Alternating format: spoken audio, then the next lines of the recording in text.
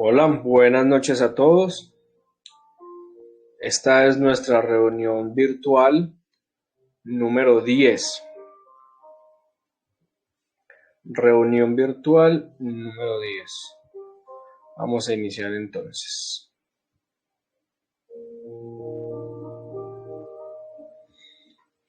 Hoy hablaremos de un tema titulado De vida o muerte. De vida o muerte. Muy drástico el título, de vida o muerte. Vamos a ver de qué se trata y si en verdad es de vida o muerte. Empecemos leyendo un texto. Vamos a leer un texto un poco extenso, entonces mucha atención. Vamos a leer el Evangelio de Juan, capítulo 3, versículos desde el 1 al 22, a manera de introducción. Había un hombre de los fariseos que se llamaba Nicodemo, un principal entre los judíos. Este vino a Jesús de noche y le dijo: Rabí, sabemos que has venido de Dios como maestro, porque nadie puede hacer estas señales que tú haces si no está Dios con él. Jesús respondió y le dijo: de cierto te digo, el que no naciere de nuevo no puede ver el reino de Dios. Nicodemo le dijo: ¿Cómo puede un hombre nacer siendo viejo? ¿Puede acaso entrar por segunda vez en el vientre de su madre y nacer? Respondió Jesús: de cierto te digo, que el que no naciere de agua y del Espíritu no puede entrar en el reino de Dios.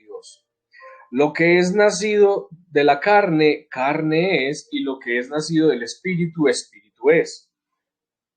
No te maravilles de que te dije: os es necesario nacer de nuevo. El viento sopla donde quiere y oye su sonido, mas ni sabes de dónde viene ni a dónde va. Así es todo aquel que es nacido del Espíritu. Respondió Nicodemo y le dijo: ¿cómo puede hacerse esto? Respondió Jesús y le dijo: ¿eres tú maestro de Israel y no sabes esto? De cierto te digo que lo que sabemos hablamos y lo que hemos visto testificamos, y no recibís nuestro testimonio. Si os he dicho cosas terrenales y no creéis, ¿cómo creeréis si os dijere las celestiales? Nadie subió al cielo sino el que descendió del cielo, el Hijo del Hombre que está en el cielo. Y como Moisés levantó la serpiente en el desierto, así es necesario que el Hijo del Hombre sea levantado, para que todo aquel que en él cree no se pierda, mas tenga vida eterna. Porque de tal manera amó Dios al mundo, que ha dado a su Hijo unigénito, para que todo aquel que en él cree no se pierda, mas tenga vida eterna. Porque no envió Dios a su Hijo al mundo para condenar al mundo, sino para que el mundo sea salvo por él. El que en él cree no es condenado, pero el que no cree ya ha sido condenado, porque no ha creído en el nombre del unigénito Hijo de Dios. Y esta es la condenación, que la luz vino al mundo y los hombres amaron más las tinieblas que la luz, porque sus obras eran malas. Porque todo aquel que hace lo malo aborrece la luz y no viene a la luz, para que sus obras no sean reprendidas. Mas el que practica la verdad viene a la luz, para que sea manifiesto que sus obras son hechas en Dios. Después de esto vino Jesús con sus discípulos a la tierra de Judea y estuvo allí con ellos y bautizaba.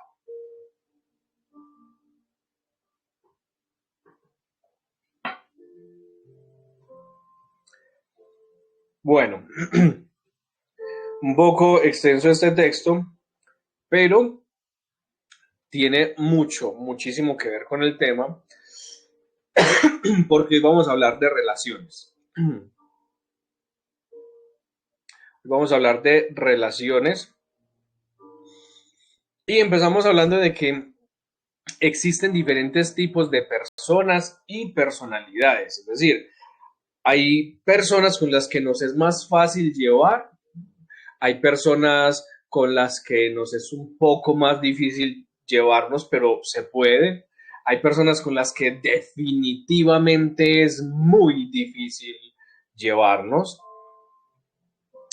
pero esto es algo que nos habla de cómo es Dios de diverso en cuanto a su carácter o a su rol de creador. Ahora, nosotros tenemos que saber que hay cosas que no son parte del diseño de Dios. Hay cosas que hacen parte o que nacen de nuestra condición pecaminosa. Quizá Dios te hizo con un carácter firme, ¿sí? Pero Dios no te hizo grosero, Dios no te hizo indiferente. Quizá eh, tú eres una persona abierta, amigable, pero Dios no te hizo hipócrita, o pero Dios no te hizo servil, condescendiente. No, hay cosas que hay en nuestro carácter que son definitivamente fruto del pecado. Pero hay cosas que son propias de nuestro carácter, de quienes somos nosotros como persona, que hacen parte de nuestra identidad. Ahora, hay personas que hacen sentir especiales a los demás. ¿No les ha pasado? ¿No se han encontrado alguna vez con una persona que cuando hablas con esa persona te hace sentir como que vos sos importante, como que te presta tanta atención y le importa tanto lo que estás diciendo que te hace sentir súper bien, te hace sentir súper especial? Pero aquí hay un asterisco y es que también hay personas que hacen sentir terrible a los demás, personas que hacen sentir a los demás que sus pensamientos son tonterías, que no son importantes, personas que hunden y menosprecian a los demás, personas que todo el tiempo están criticando a los demás, personas que logran como quitarnos la fuerza, la energía, desmotivarnos, personas que siempre ven, como dicen, el vaso medio vacío. Hay también de ese tipo de personas. Ahora, hay un tipo de persona muy, muy particular y es esta persona que tiene una relación diferente con cada quien, es decir, que con cada persona se puede relacionar de una manera única y auténtica, que no se trata de la misma forma con todos, sino que para cada quien tiene una dinámica en su relación. Y esto es algo muy valioso porque hace que cada persona se sienta importante, hace que cada persona se sienta única y que cada persona se sienta especial. Así es Dios. Dios es el rey del universo. Dios es el Dios de toda la creación. Y Dios, siendo tan grande, estando sentado en su trono de majestad, siendo único en su clase y en su género, Dios, siendo un ser tan supremo y especial, tiene una relación única e individual con cada uno de nosotros. Y esto nos hace sentir únicos y especiales. A mí me llena como de ánimo y de gozo recordar cuando la Biblia enseña que llegará un momento que quienes pasemos a estar por toda la eternidad con Cristo, recibiremos una piedrita con un nombre que solamente el Señor y yo conocemos. O sea, Dios me va a dar un nombre que solamente Él y yo lo vamos a conocer. Y así va a ser por toda la eternidad. Y aunque eso es una muestra de cuán individual y personal es nuestra relación con Dios, esto es algo que nosotros vivimos el día de hoy. Si nosotros somos hijos de Dios, nosotros tenemos relación con un Dios que está enfocado en nosotros como si nosotros fuéramos la única persona que existe en la habitación, en el momento. O sea, Dios tiene al mismo tiempo toda su atención en mí, al mismo tiempo toda su atención en cada uno de nosotros. y al mismo tiempo no descuida la creación. Porque si Dios no sostuviera la creación, quedaríamos destruidos de manera instantánea, porque Dios no solamente creó el universo, sino que lo sostiene. Entonces, a Dios no se le escapa ningún detalle y Dios es ese tipo de persona, ese tipo de ser que tiene una relación diferente con cada quien y que nos hace sentir únicos.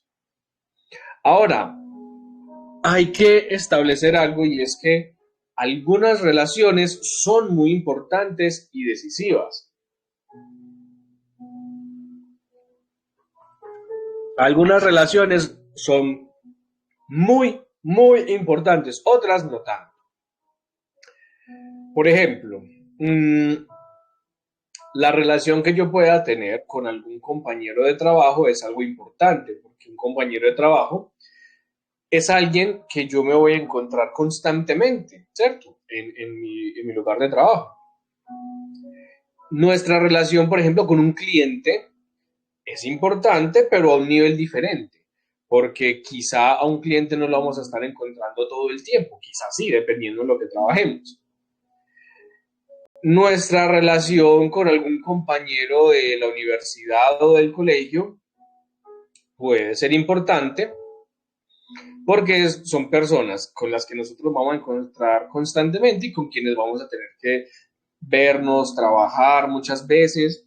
Entonces eso es algo que es importante, es una relación que debiéramos hacer lo posible por tener una buena relación, ¿cierto? Por llevarla de buena manera. Pero, ¿qué tal nuestra relación, por ejemplo, con nuestra familia? La relación que tenemos con nuestros padres, con nuestros hermanos, con nuestros hijos, la relación que tenemos como familia es más importante que la relación que podamos tener con, con nuestros amigos, la relación que podamos tener con nuestros compañeros del trabajo o de la universidad, del colegio. Nuestra relación con la familia es más importante. Nuestra relación con la familia es más importante que nuestra relación con los amigos. Yo hace poco le decía a alguien que esa, eso de que los amigos son más importantes que la familia, eso es una etapa. Eso es una etapa de la vida. Eso es una etapa de la vida en la que nosotros somos inmaduros. Y claro, encontramos diferencias con nuestras familias y encontramos afinidad con nuestros amigos y la inmadurez nos lleva a darle más importancia a nuestras relaciones con nuestros amigos que a las relaciones con nuestra familia. Pero, como les decía, esto es una muestra, una etapa realmente de inmadurez, porque una persona madura sabe reconocer cuáles son las verdaderas relaciones, las relaciones importantes y sabe cómo manejar la dinámica de esas relaciones. Entonces, esto es algo que son niveles de relación que son muy diferentes. Por ejemplo, la relación que yo tenga con mis padres, con mis hermanos, con mis hijos, es muy diferente a la relación que yo tengo o que debo tener con mi esposa o con mi esposo. Es completamente diferente, no solamente en su dinámica, sino también en su relevancia. La relación entre esposos tiene una importancia increíble, tiene una importancia demasiado relevante. Tanto así que un buen matrimonio puede destruirme o catalizarme y lanzarme a lo más lejos que yo puedo alcanzar. Una relación matrimonial puede determinar que yo viva terriblemente infeliz o que yo viva increíblemente feliz. Digamos que de las relaciones humanas, la relación más importante es la relación conyugal entre el esposo y la esposa. Pero sin lugar a dudas, la relación más importante que podemos nosotros tener es nuestra relación con Jesús. Esta es una relación que es de vida o muerte. La manera en la que nosotros nos relacionemos con Jesús va a determinar cómo vamos a vivir nuestras vidas, va a determinar qué va a pasar en nuestras vidas y lo más importante, va a determinar nuestra eternidad. Y esto es algo completamente importante, algo que debe captar nuestra atención, algo de sumo cuidado.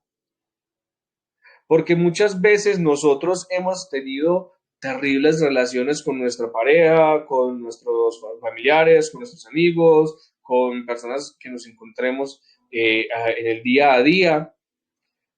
Y esto hace que también tengamos una mala relación con Jesús.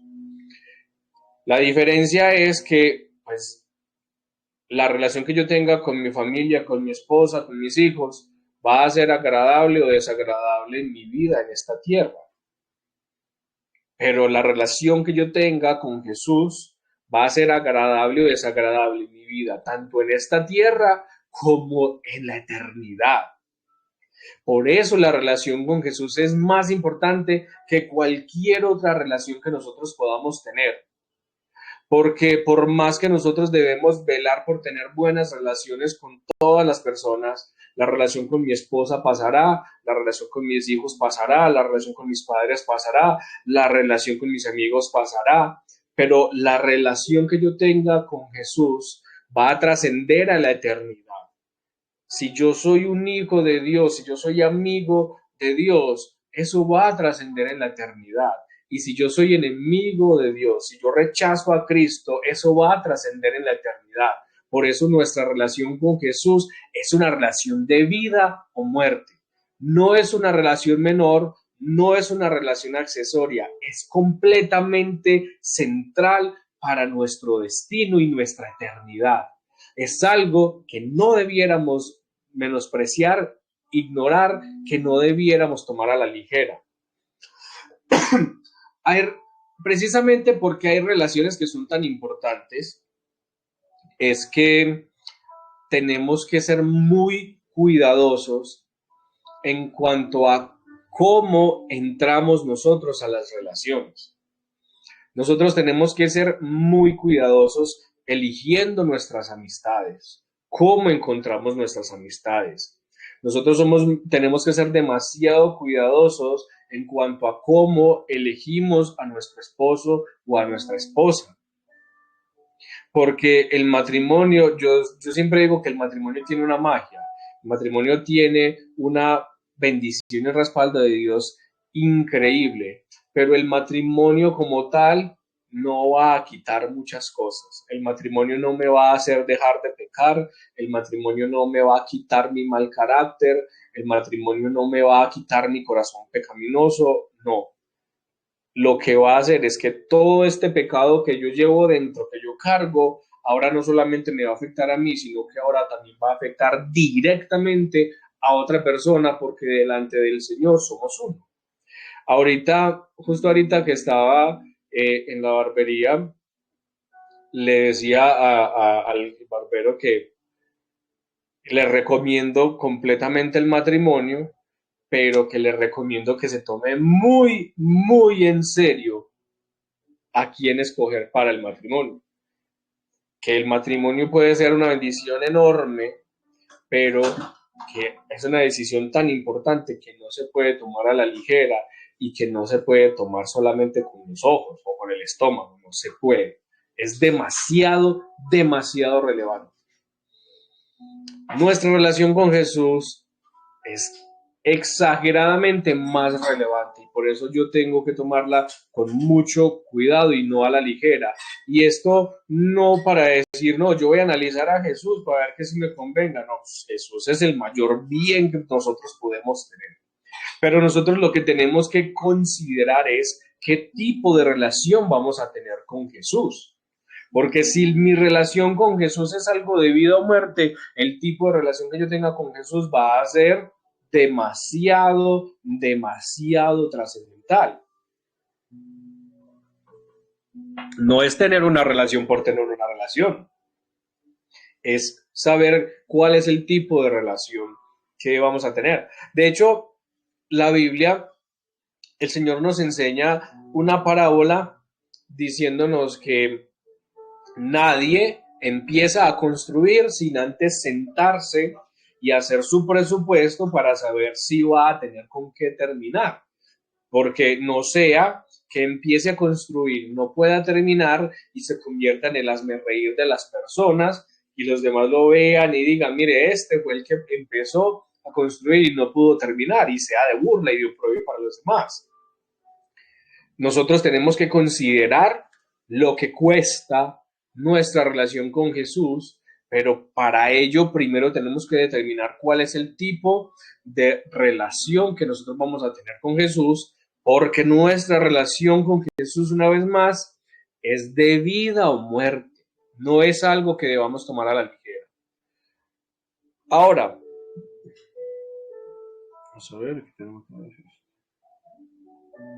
Existen diferentes formas de relacionarse con Jesús. Vamos a ver algunas de esas formas en las que nosotros nos podemos relacionar con Jesús. Primero, existen los enemigos. Existen personas que son enemigos de Jesús. Ese es un tipo de relación, un trágico tipo de relación, pero es un tipo de relación. En Juan 15:18 dice: por esto los judíos aún más procuraban matarle, porque no solo quebrantaba el día de reposo, sino que también decía que Dios era su Padre, haciéndose igual a Dios. Este versículo es un versículo demasiado poderoso, demasiado cargado. Incluso este es uno de los versículos en los que nos habla que efectivamente Jesús es Dios, que nos habla de la divinidad de Dios. Porque la gente dice, ay, sí, muéstreme Jesús. Jesús no se creía Dios, Jesús no decía que era Dios. Sí, los judíos lo querían matar porque se hacía igual a Dios, porque él sí tomaba su postura como Dios, no solamente como el Hijo de Dios, no solamente como el Hijo del Hombre, sino como Dios mismo, como ese rey, como la autoridad.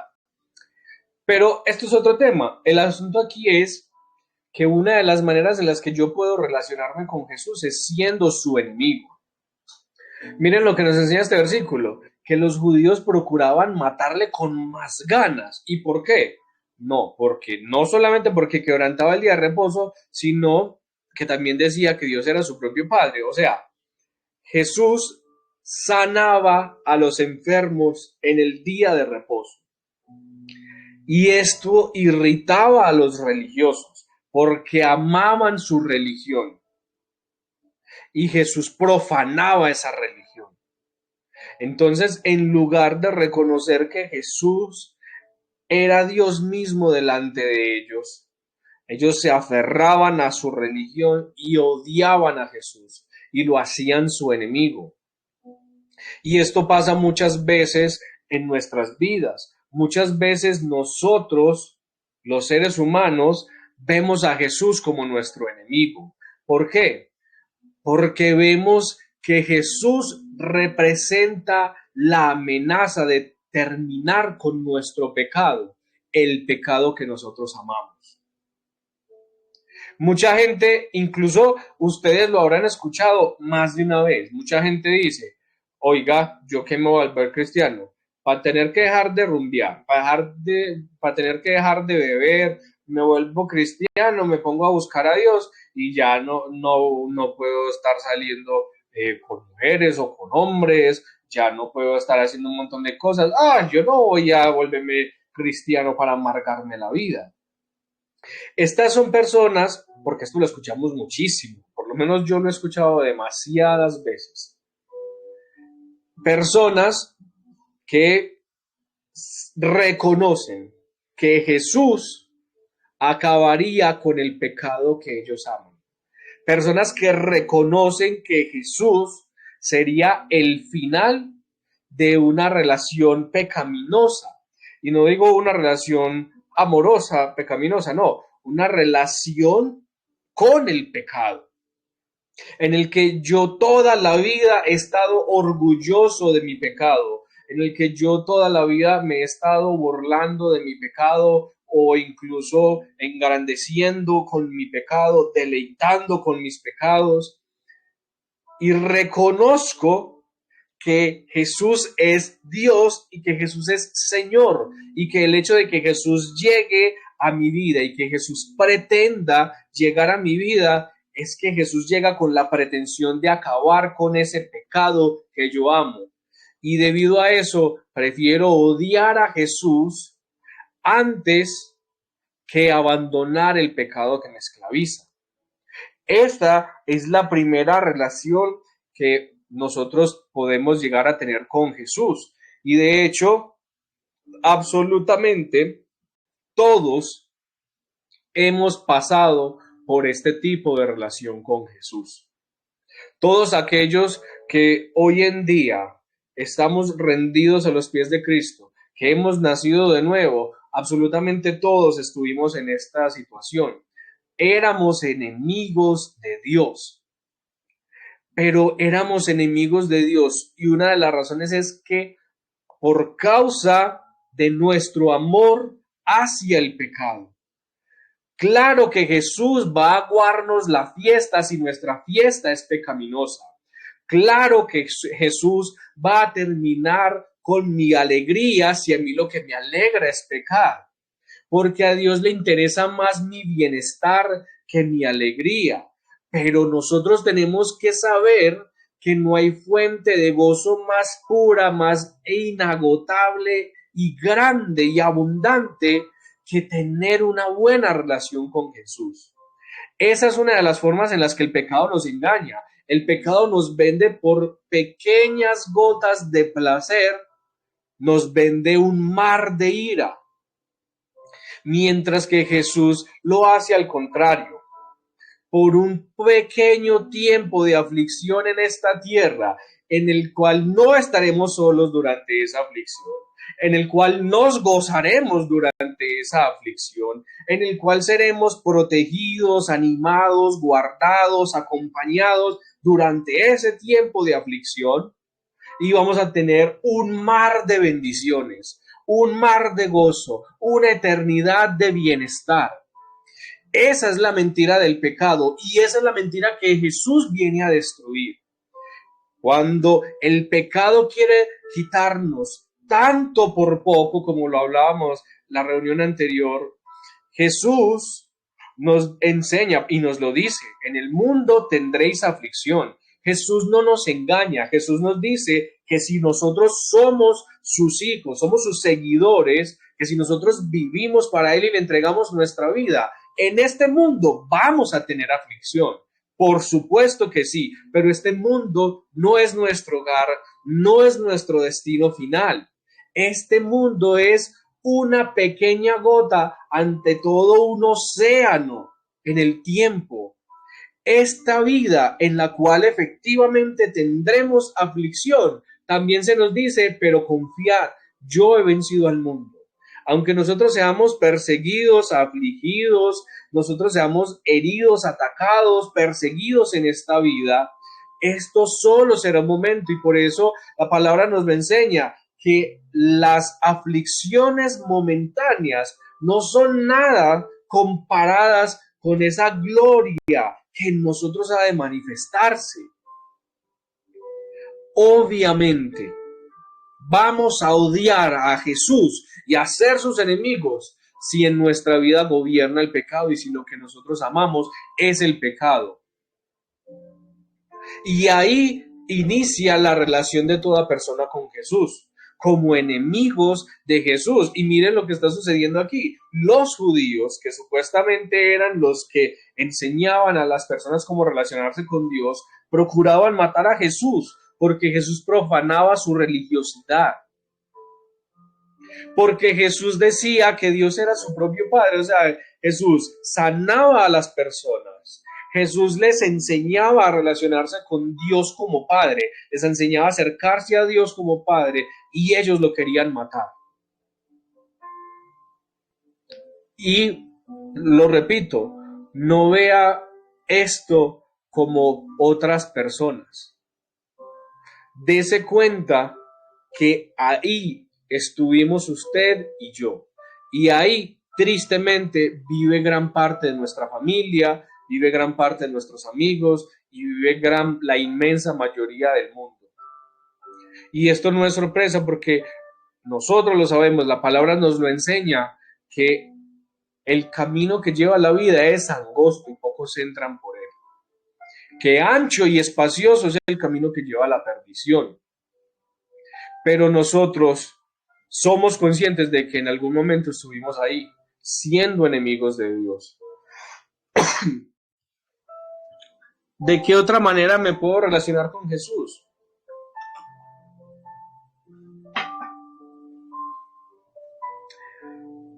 Están los curiosos. Primero, los enemigos. Luego están los curiosos, aquellos que escuchan de Jesús y quieren saber qué es lo que tienes de Jesús, qué es esto que ofrece ese tal Jesús. Lucas 7, 18, 19 nos dice: los discípulos de Juan le dieron las nuevas de todas estas cosas.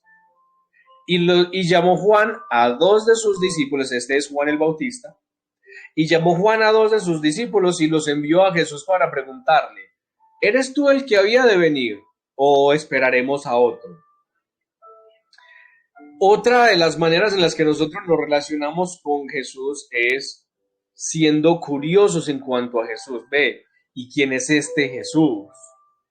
¿Quién es este Jesús que la gente es como toda loca por él? ¿Y quién es ese Jesús que transforma a la gente de una manera increíble? ¿Quién es este Jesús que la gente está dispuesta a morir por él? ¿Quién es ese Jesús que partió la historia en dos? ¿Quién es ese Jesús del que tanto hablan, al que tanto atacan?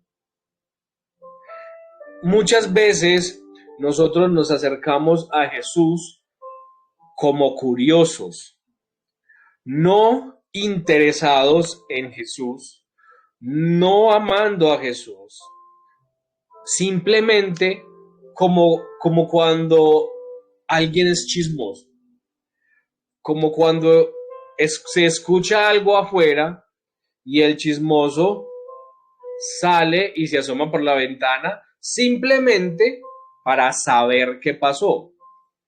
Porque quizá cuando suena algo fuera de nuestra casa, quizá podemos pensar, ay, le sucedió algo a mi hijo, no sé, a algún hermano, a algún amigo.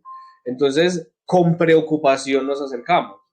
Pero también hay momentos en los que de manera chismosa simplemente es querer saber, es acercarse solo por querer saber, ¿cierto? Como el que ve la fila y se acerca y pregunta: ve, ¿y aquí qué están dando? No porque necesite nada, simplemente porque quiere saber. Muchas personas se acercan a Jesús como chismosos, o sea, se acercan a Jesús siendo curiosos.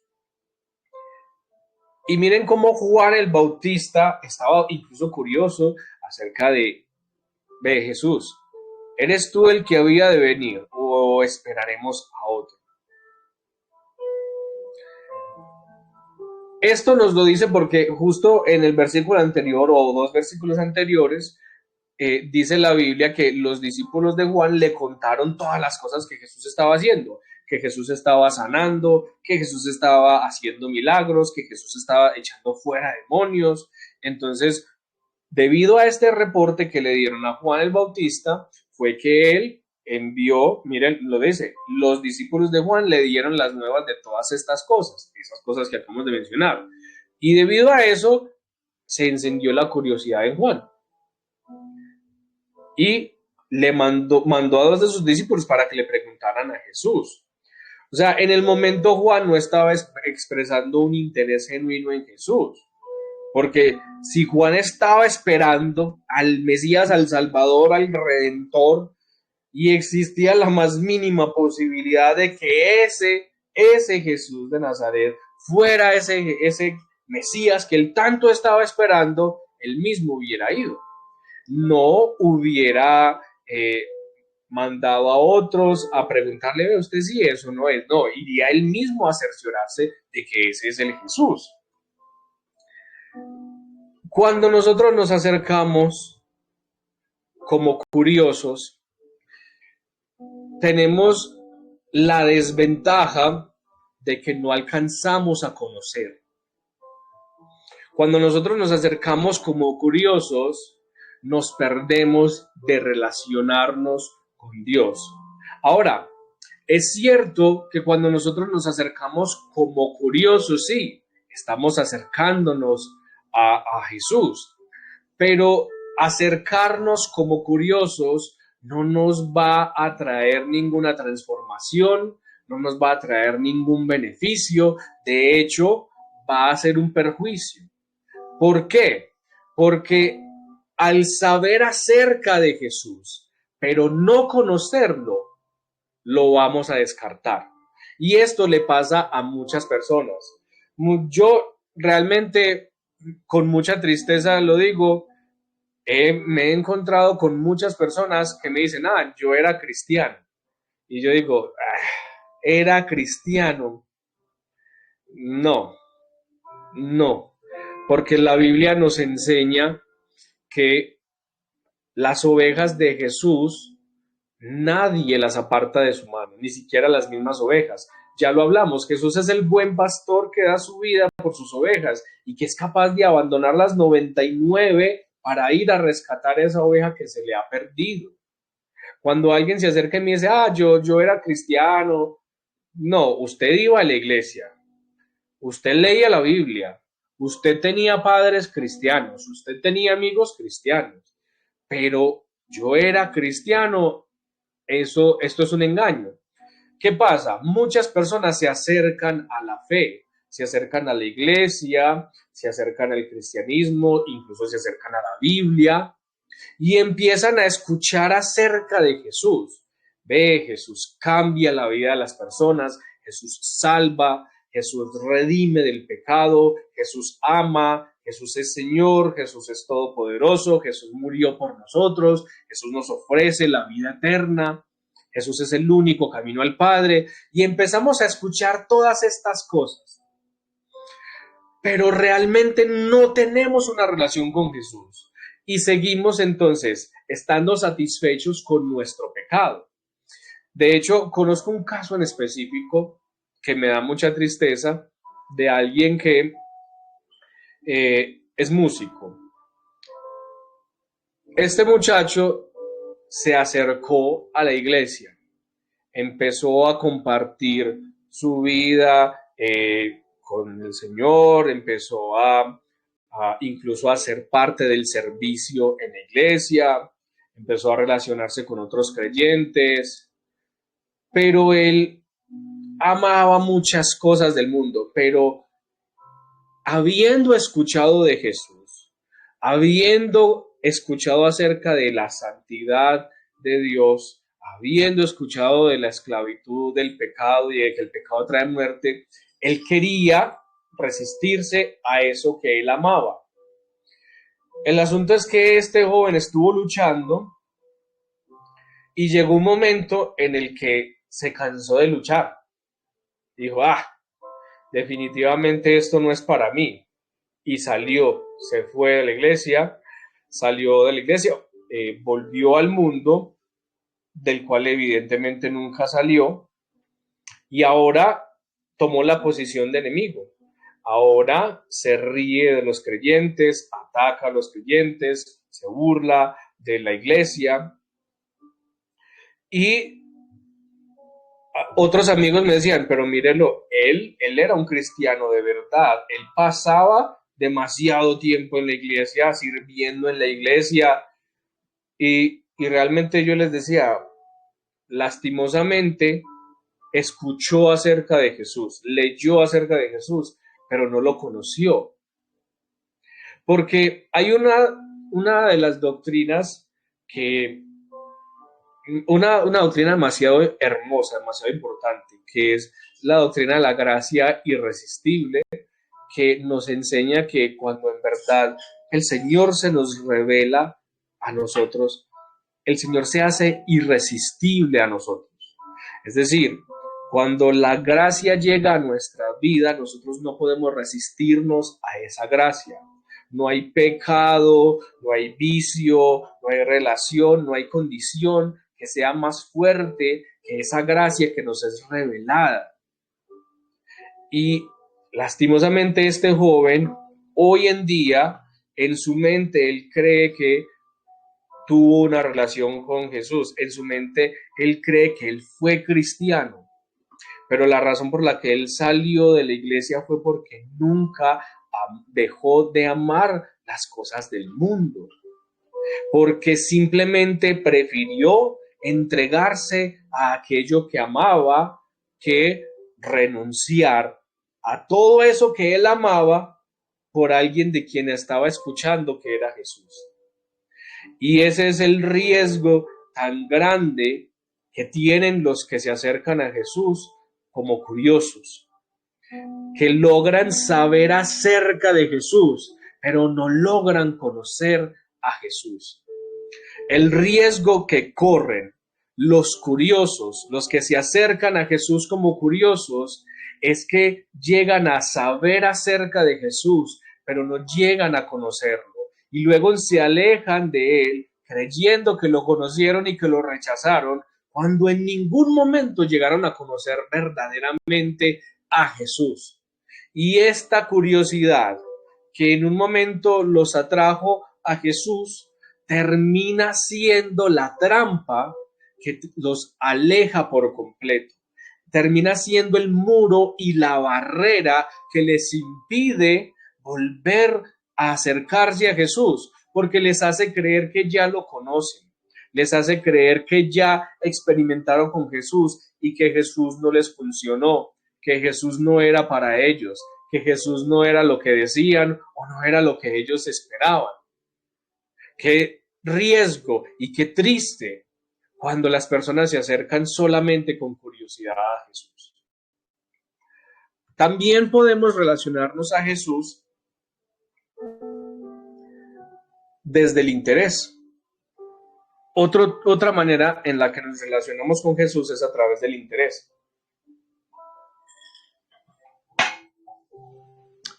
Decía mi esposa ahorita en el momento de la oración: Señor, perdónanos cuando nos acercamos a ti como si fueras un bombero. A veces nosotros nos acercamos a Jesús con interés. Juan 6, 25, 26 dice: y hallándole al otro lado del mar, le dijeron: Rabí, ¿cuándo llegaste acá? Respondió Jesús y les dijo: de cierto os digo que me buscáis, no porque habéis visto las señales, sino porque comisteis el pan y os saciasteis.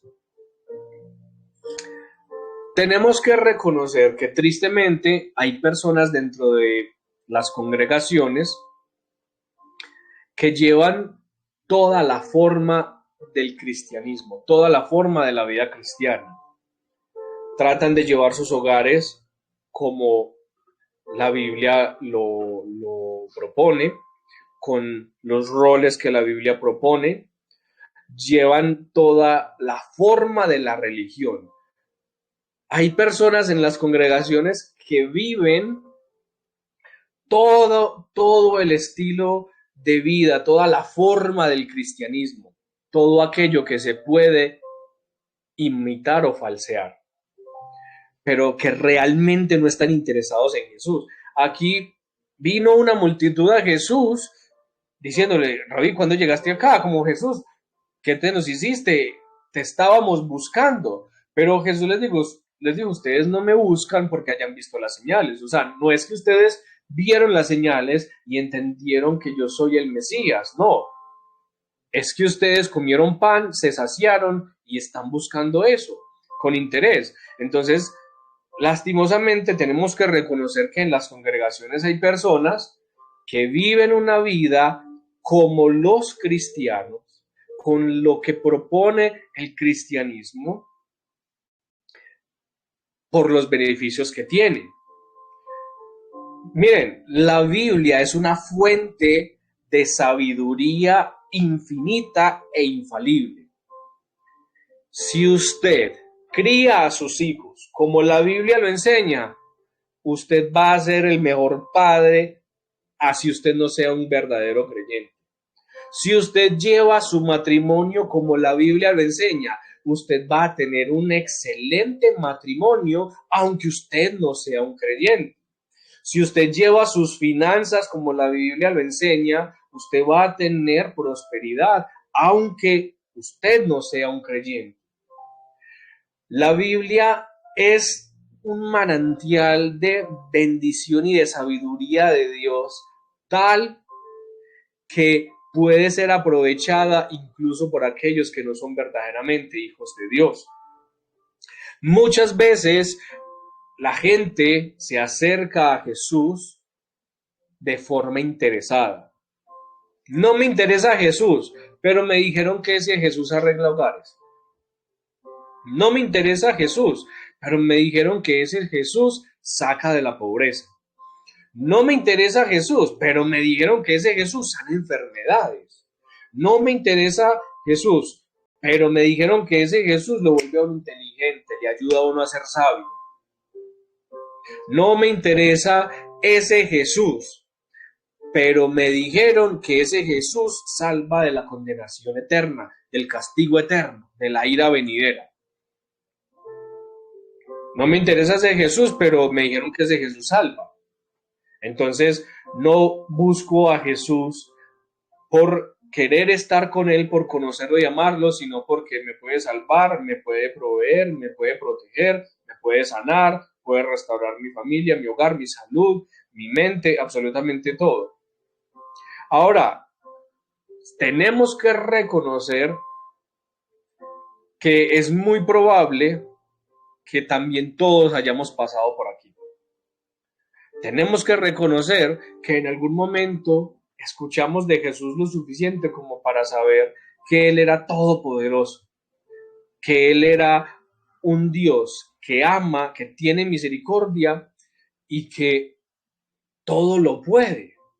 Entonces, quizá, no, seguramente, y debemos reconocerlo, en algún momento nos acercamos a Jesús pidiéndole que actúe como bombero y que apague nuestros incendios.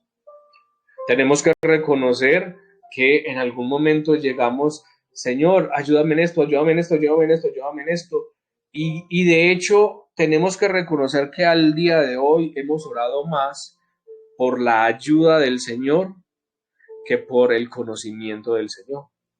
Tenemos que reconocer que al día de hoy hemos orado más para que el Señor haga que para que el Señor se muestre.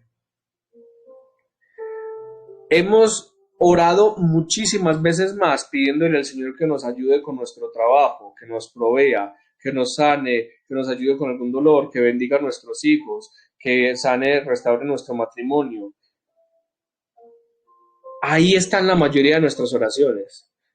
Si nos fuéramos a números, ¿qué porcentaje de tus oraciones son: Señor, ayúdame a conocerte, Señor, ayúdame a amarte, Señor, abre mis ojos para que yo pueda verte, Señor, ayúdame a escucharte?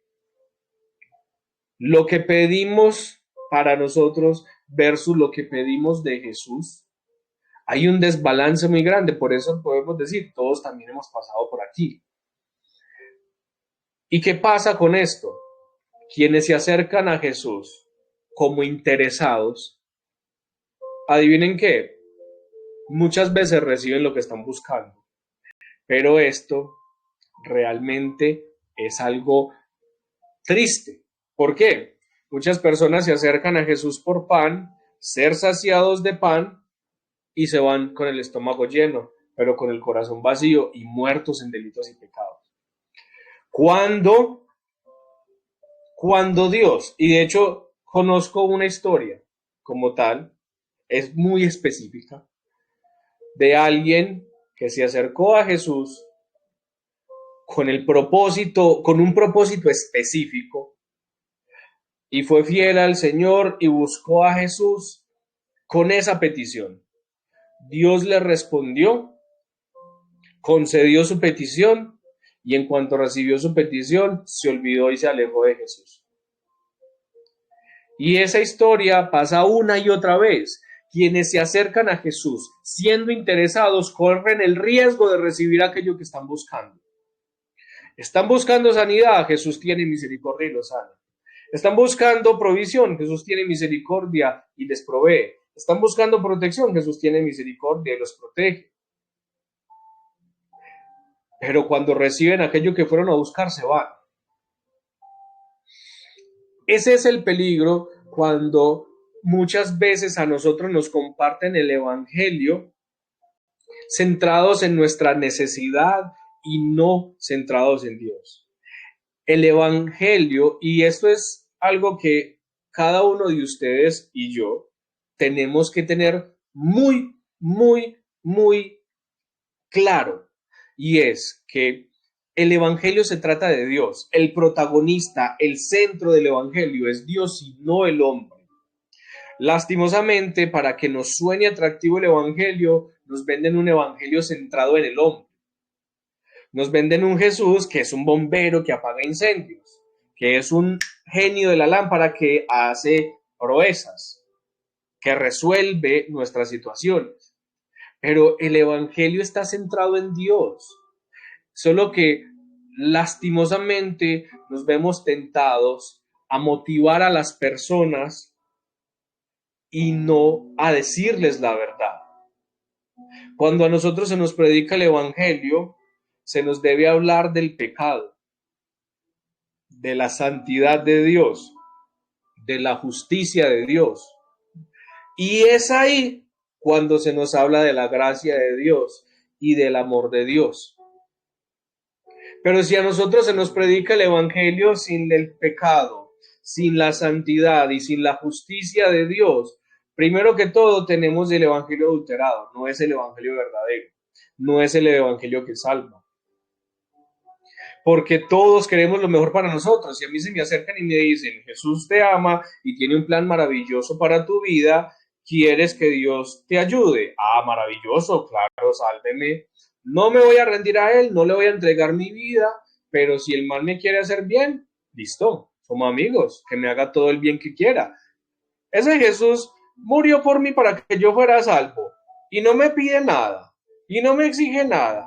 Y yo lo único que tengo que hacer es repetir una oración o decir que soy cristiano. Ah, muy bueno, démelo, démelo.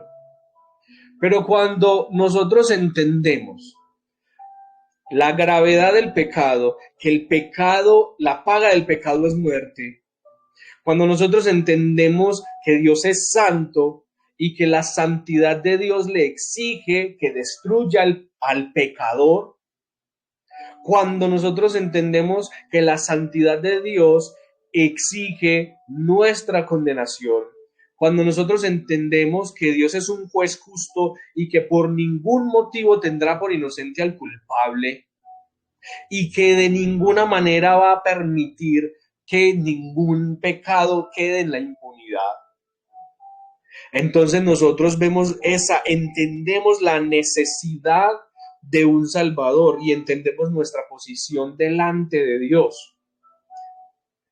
Y sabiendo que necesitamos un Salvador, luego entendemos que Jesús murió en nuestro lugar para ofrecernos esa salvación, para darnos vida nueva, para ponernos a cuentas con Dios, y no solamente ponernos a cuentas, sino llevarnos a tener una relación con Él.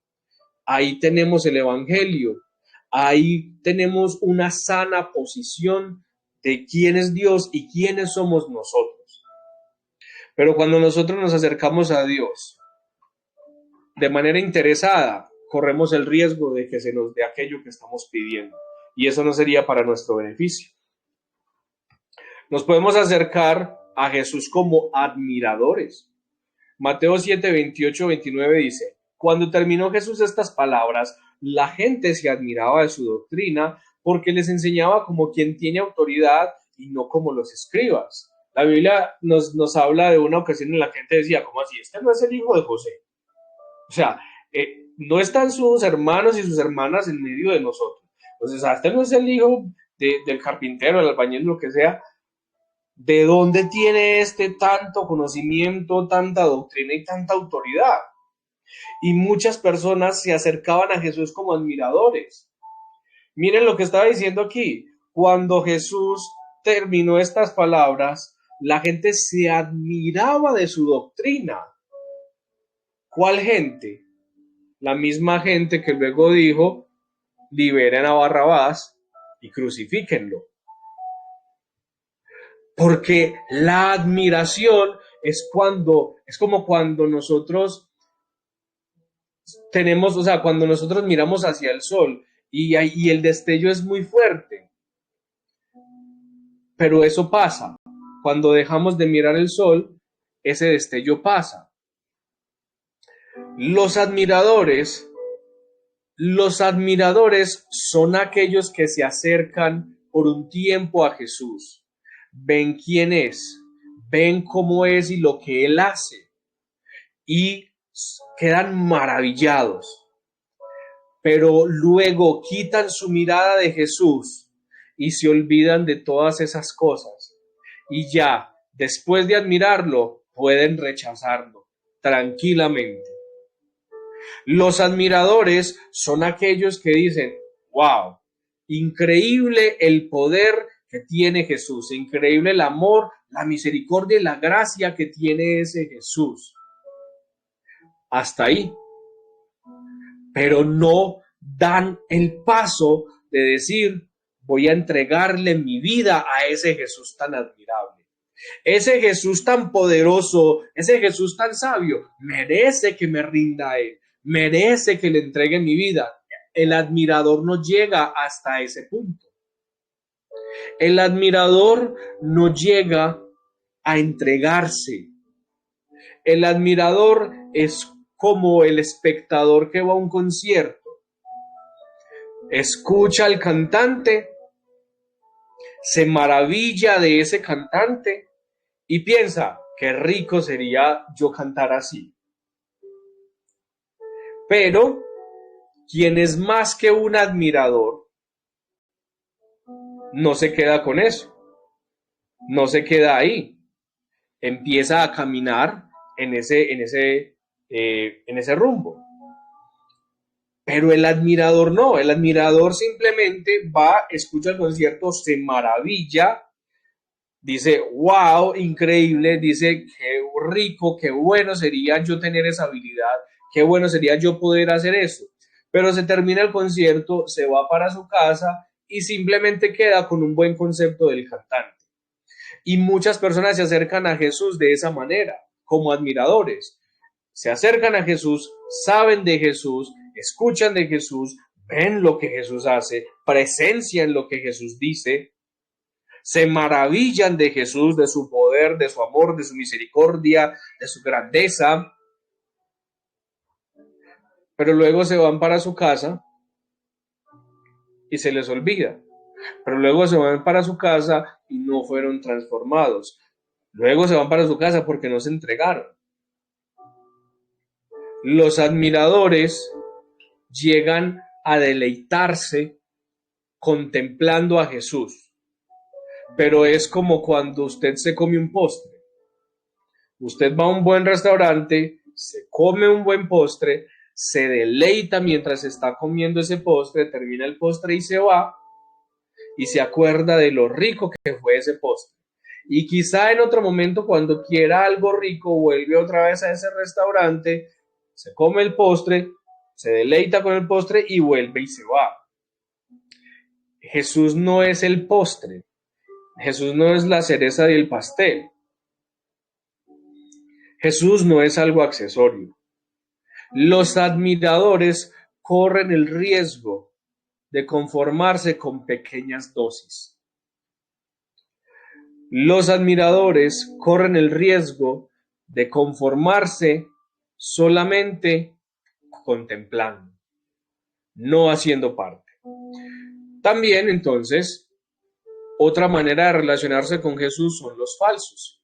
Por ejemplo, Juan 12:6 nos dice, ¿por qué no, Judas hablando, ¿por qué no fue este perfume vendido por 300 denarios y dado a los pobres? Pero dijo esto, no porque se cuidara a los pobres, sino porque era ladrón y teniendo la bolsa sustraía de lo que se echaba de ella. Una manera de relacionarse con Jesús es a través de la falsedad. Hay muchas personas que viven falsamente cerca de Jesús, como si fueran sus discípulos. Hay personas que viven ahí, en la iglesia, en los servicios. Hay personas que tienen su estilo de vida conformado con el de los hijos de Dios. Si ustedes ven, si nosotros pudiéramos ver la vida de Judas cuando andaba con los otros discípulos, no veríamos mucha diferencia. Judas andaba con Jesús. Judas escuchaba a Jesús. Judas fue enseñado por Jesús. Judas fue comisionado por Jesús. Jesús los envió de dos en dos a los pueblos, a las aldeas, para predicar el evangelio del reino, para echar fuera demonios, y Judas estaba entre ellos. Judas se veía justo como los demás discípulos, pero su corazón era diferente. Hoy en día hay muchas personas dentro de las congregaciones que se ven justo como los hijos de Dios, que hablan como los hijos de Dios, que dicen lo que los hijos de Dios dicen, que conocen la Biblia como los hijos de Dios la conocen, que hablan de Dios como los hijos de Dios hablan, que le sirven al pueblo de Dios, que sirven en la iglesia como lo hacen los hijos de Dios, que tienen toda la forma de la religión y la viven al pie de la letra, pero son falsos, su corazón no está ahí. Son ovejas, son lobos vestidos de ovejas, que en cuanto tengan oportunidad se aprovechan de los demás, en cuanto tienen oportunidad pisotean a los demás, en cuanto tienen oportunidad se deleitan en las cosas del mundo y se olvidan de Dios e inmediatamente vuelven. Son las personas que valoran más su reputación que su relación con Jesús. Y esta es de las más tristes, porque es aquí donde están aquellos a quienes el Señor les dirá, apártense de mí, hacedores de maldad, nunca los conocí. Estos son los que en el nombre de Jesús echaron fuera demonios, hicieron milagros, sanaron enfermos en el nombre de Jesús, con la autoridad del Señor. Y el Señor Jesús les va a decir, nunca los conocí, apártense de mí. Los falsos tienen una característica, y es que engañan a todos, incluyéndose a ellos mismos. Al único que no pueden engañar es a Dios. Aquellos que son falsos se creen justos, se creen piadosos, se creen creyentes, pero a Dios no lo pueden engañar. Pero el problema es que se engañan a ellos mismos, ese es el riesgo.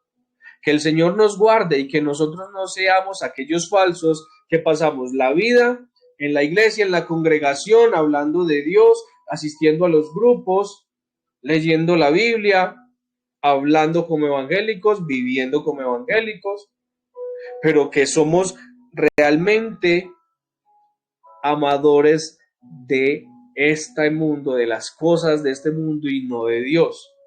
Que el Señor nos guarde. Es por eso que nosotros tenemos que analizarnos a nosotros mismos. La Biblia nos manda a que nosotros mismos revisemos cuáles son nuestros impulsos, cuáles son nuestras reacciones, cuáles son los deseos que hay en nuestro corazón. La Biblia nos lo dice muy, muy crudamente. Examinaos vosotros mismos si sois de la fe. Examinaos vosotros mismos si sois de la fe. ¿Eso qué significa? Que es posible que estemos metidos por completo en el reino, en la empresa del reino de los cielos, pero no seamos parte de ese reino, no seamos ciudadanos de ese reino. Por eso la Biblia nos llama, examínense ustedes mismos si son de la fe. Hay frutos, el Señor Jesús nos lo enseñó, por sus frutos los conoceréis. Mirémonos a nosotros mismos, que no sea que nuestros frutos digan que no somos hijos de Dios. Y también podemos relacionarnos con Jesús como discípulos. Mateo 5, 1 y 2 dice, viendo la multitud, subió al monte y sentándose, vinieron a él sus discípulos y abriendo su boca les enseñaba. Los discípulos son aquellos que siguen todo el tiempo a su maestro, que escuchan las enseñanzas de su maestro, las guardan en su mente, las guardan en su corazón, las ponen por obra, que se esfuerzan y dan su vida, su tiempo, su esfuerzo para parecerse para parecerse a su maestro. La Biblia nos lo dice, bástele al discípulo ser como su maestro, como su Señor. Nosotros, los hijos de Dios, tenemos que vivir como discípulos, pendientes de las palabras de Jesús. Por eso la Biblia nos dice, la palabra de Cristo more en abundancia en vosotros. No es consecuente un discípulo que no lee bastante la Biblia, que no vive meditando en la palabra de Dios. Y no digo leerse la Biblia en un año. Muchas veces usted se lee la Biblia en un año y no la interiorizó, no meditó, no aprendió, no puso en práctica. Los discípulos de Dios, los discípulos de Jesús, se acercan a Él y lo siguen. No se acercan a Él y si Jesús se va, ellos se despiden. No. Si Jesús se mueve de un lado a otro, los discípulos están con Él. Si Jesús abre su boca, ellos escuchan. Si Jesús manda, ellos obedecen. Nosotros podemos relacionarnos con Dios como discípulos. Y es ahí donde nosotros como discípulos tenemos la certeza de que hemos nacido de nuevo, de que tenemos vida eterna, de que tenemos relación con el Señor. Pero incluso siendo discípulos y siendo hijos de Dios y habiendo nacido de nuevo, nosotros podemos vivir o recibir algunas cosas y algunas otras no. Como hijos de Dios, verdaderos creyentes, nacidos de nuevo, nosotros somos libres. Ahora, esa libertad significa que nosotros también somos libres para pecar, no sin consecuencias, pero si nosotros queremos pecar, podemos hacerlo, tenemos la facultad, no el permiso, no la autorización, no, tenemos la facultad de hacerlo, la posibilidad de hacerlo. Nosotros podemos honrar a Dios y podemos pecar. Los que no son hijos de Dios solo pueden pecar porque son esclavos, nosotros somos libres. Pero cuando el discípulo de Cristo decide vivir en pecado, se pierde de tantos beneficios y tantas bendiciones que tienen los discípulos de Jesús. El discípulo que decide por el pecado, por un tiempo dejará de escuchar la voz de Jesús. Dejará de escuchar la voz de Jesús, por un tiempo perderá el gozo, por un tiempo perderá la esperanza, por un tiempo vivirá en amargura, por un tiempo padecerá terriblemente el sufrimiento, por un momento vivirá en vergüenza, por un momento vivirá en derrota. Y digo por un momento porque si en verdad es un hijo de Dios, esa condición pecaminosa no va a durar, porque Jesús es un buen pastor. Y aunque Él respeta y en cierta medida Él nos da esa posibilidad de decidir pecar, Él es nuestro Señor y llegado el momento, Él nos va a tomar de nuestro pecado, nos va a limpiar de nuestro pecado, nos va a sanar de nuestras heridas. Pero podemos vivir siendo discípulos, no como Dios quiere que vivamos. Es por eso que la última manera en la que yo me puedo relacionar con Jesús es como un íntimo. Dentro de los discípulos, Jesús tenía un grupo que era íntimo. Y a esos que fueron íntimos de Jesús vivieron cosas sobrenaturales que los demás no vivieron. Aquellos que estaban cerca de Jesús. Juan 13, 22 al 25 dice, entonces los discípulos se miraban unos a otros dudando de quién hablaba. Y uno de los discípulos, al cual Jesús amaba, estaba recostado al lado de Jesús. A este pues hizo señas Simón Pedro para que preguntase quién era aquel de quien hablaba. Entonces él, recostado cerca del pecho de Jesús, le dijo, Señor, ¿quién es? Miren, aquí tenemos un discípulo especial que se autodenomina, porque es que se autodenomina el discípulo al cual Jesús amaba. Ese discípulo sabía que Jesús amaba a todos, pero él se veía a sí mismo como el discípulo a quien Jesús ama. Tanto así que éste estaba recostado al lado de Jesús. Este vivía una cercanía y una confianza mayor con Jesús. Y los demás le dijeron, pregúntele de quién está hablando. O sea, los otros discípulos, aún siendo discípulo, acudieron a ese discípulo que estaba cerca de Jesús para que le hiciera una pregunta. Y este discípulo le hizo una pregunta y Jesús le respondió.